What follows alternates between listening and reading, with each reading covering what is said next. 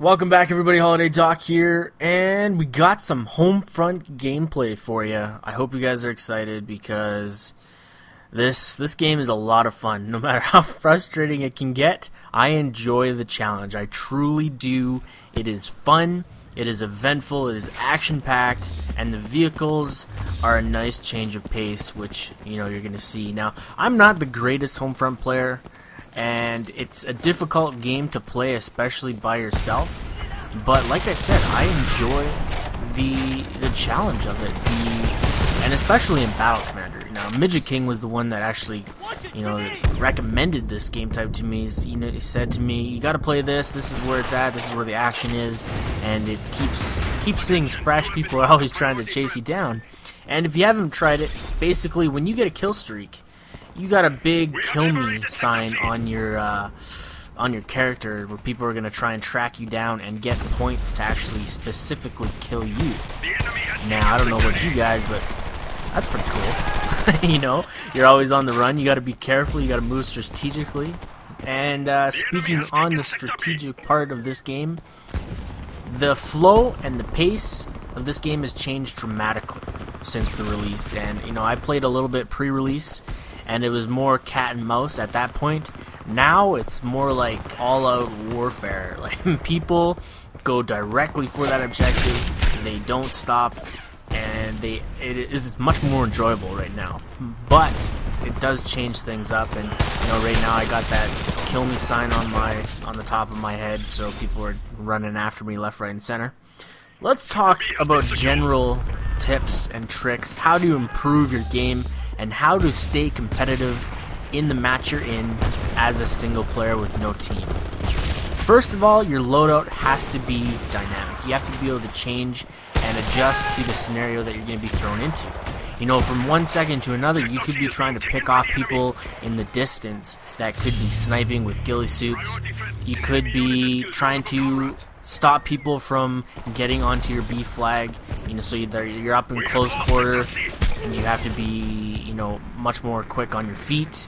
Or you could be tracking down vehicles, trying to eliminate the enemy threat with their vehicle presence, get them off of certain positions, whether it be, they're controlling a certain, route that is, or a choke point, places where the enemy and your team both know that you have to go through, and their tanks or their APCs are just clogging up the way.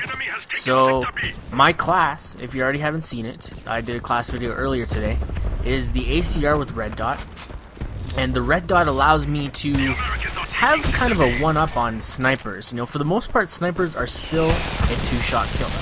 The host or somebody with a good connection might be lucky, might be getting one-hit kills, but for the most part, they are going to have to nail you twice.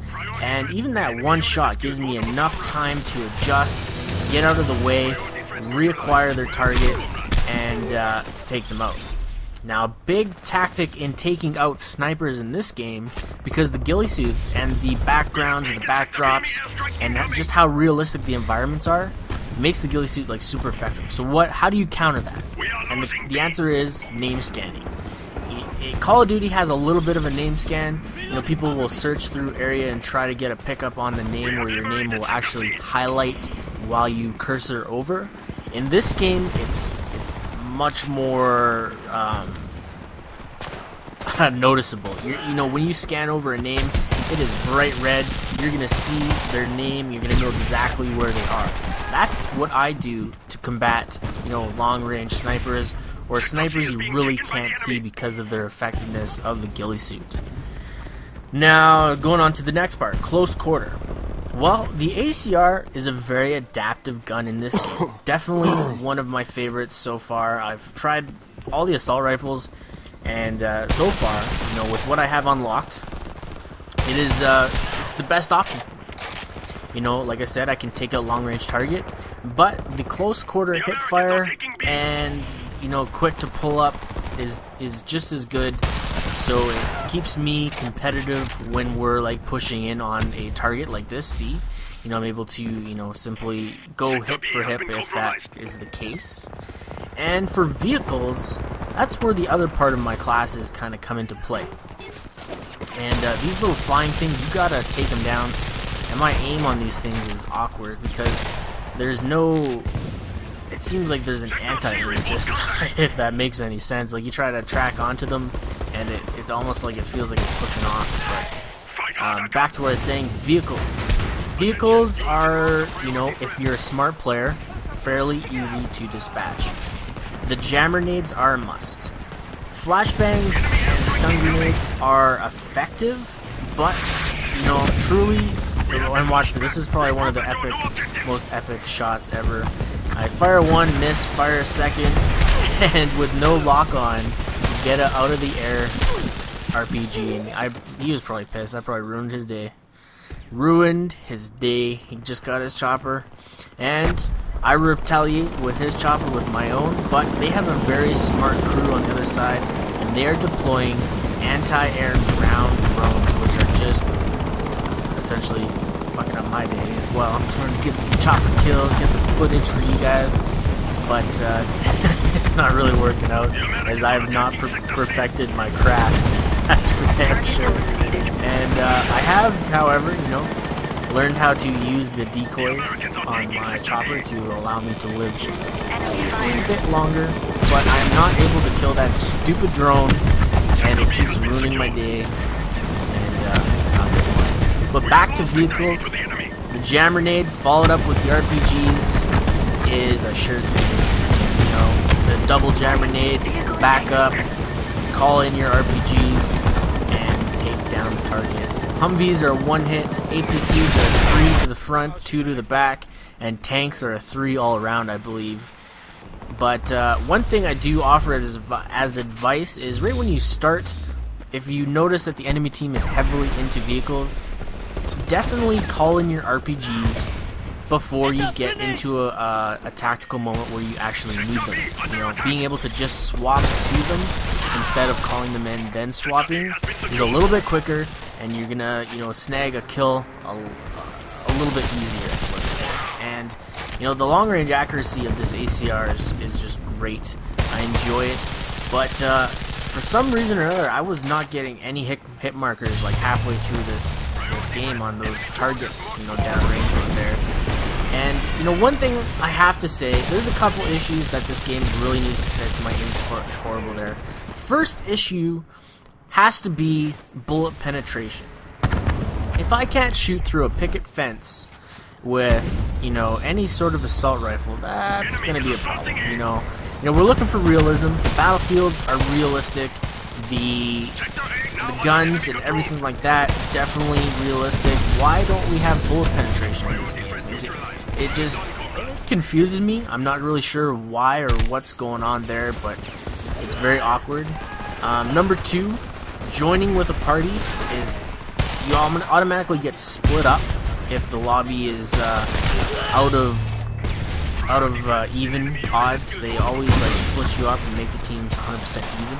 And right here, you can't shoot through chain link for some amazing reason. I just don't know, man. So when you're if you got a full group, getting into a room is very, very difficult. Getting into any room is very difficult. And right here, I don't do so good with my RPGs, but you know, I try. Gotta take down that vehicle. He's harassing my team, and we're trying to win. We can't win with that thing nailing us on our flag, so gotta take it out. I'm definitely gonna set up an anti-air drone class for next time, because I don't think I have the lock-on RPG quite yet. So, third thing, when you are looking for a match and you hit back out, it automatically kicks you to the main screen. You know, why can't you go to like the regular multiplayer screen? Why can't it kick you back out to a screen where you can select a game right away? Seems kind of silly. It's got to be changed. But other than that, you know, for the gameplay is fairly even. You know, snipers are gonna be snipers. You know, if they want to sit with their weens in some sort of sand hole, humping the ground the whole game, let them. They're not doing their team any good. You know, they're not gonna capture a flag sitting 300 feet away from it. So, you know, I got no gripe with snipers. I haven't seen too many quick scopers yet. I'm sure that's coming. Grizz just gotta drop a video of Homefront quick scoping and it'll be done. It'll be over. Everybody will be going around with the bolt action, trying to 360 in this game, and everybody's just gonna, you know, just shoot them super quick because, yeah, that's this game for you. I wonder if does Battlefield have any sort of quick scoping shenanigans? Let me know if you play that game. Same with Medal of Honor. If you still play that game, I wonder if it's noticeable on there as well. So I think right here I get one of those hunt me down kill streaks. So, you know, I've got two people have been notified that I need to be dead. Go kill me. And my anti-vehicle class comes into play right here. Throw one, disable them for a couple seconds, let me catch up. Throw a second, time to whip out the RPGs. And I think he bailed before I actually get the kill, and I'm not sure where he went. Yeah, don't know where he went, but the vehicle got blown up, so I was happy. Dispatched the APC. I'm not sure how many people fit in that vehicle either, and how many guns. Haven't had too much experience with that one. The Humvee, though, has been quite a lot of fun for me. Going, trying to suicide people and just run them over is a lot of fun. And I don't know.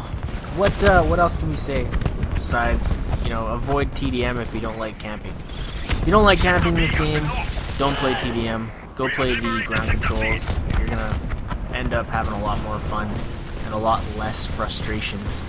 And I think I come up towards a guy over here in a very odd spot. He's all about, I'm gonna hide under this truck, nobody will get me, and then I ruin his day. Right there I got a little message saying 4 enemies have been warned to my position, and now I have a constant beacon above my head. Probably says, kill this motherfucker right here, blink blink blink. That'd be kind of funny. But I don't last too long, as they do take me out fairly easily. And one last thing about kill streaks. I usually go for, you know, chopper gunner first, and then I save up and I use something else. Now this phosphorus is a great anti-flag tactic. Now I see them capping B, so I line up direct center on B, and it creates a rain, like an airstrike that they cannot escape from. I should have waited a little bit longer. I probably would have got 3 or 4 more kills. It would have been alright, but, you know, I wasn't able to defend B all by my lonesome, and they do end up taking. We don't end up winning, but such is the case when you're playing by yourself. It's an uphill battle almost the entire time, and I see two tanks right here on the map, so I immediately call in my RPGs and I go hunting. I'm gonna get me a tank, so have some fun with that. I think we were all on the same idea. Let's go ruin this guy's day. We all call in our EMPs and our rockets and get that guy off of there right quick. Grenades, yeah, one last thing to talk about. Grenades are not very effective. Unless you've dropped a couple rounds into your target, the grenade is not going to kill you. I've had one land at my toes and not kill me. And I don't use flak jacket, so very often. I've used it like once or twice and seen how ill-effective it is. So I stopped wasting points on that. And here's that bounce off. Like, literally, it feels like when you aim at those things, like it throws your cursor away. I'm not sure what it is. And the enemy team in their goddamn choppers is wrecking me. And this guy, I don't know how I did not die here. And I thought that rocket was going to hit him for sure. But I hope you guys enjoy this Homefront commentary. Defeat is always an option when you're playing by yourself. Hope I can give a little bit of tips and tricks for it, though. I'm Holiday Doc, and I'm out of here.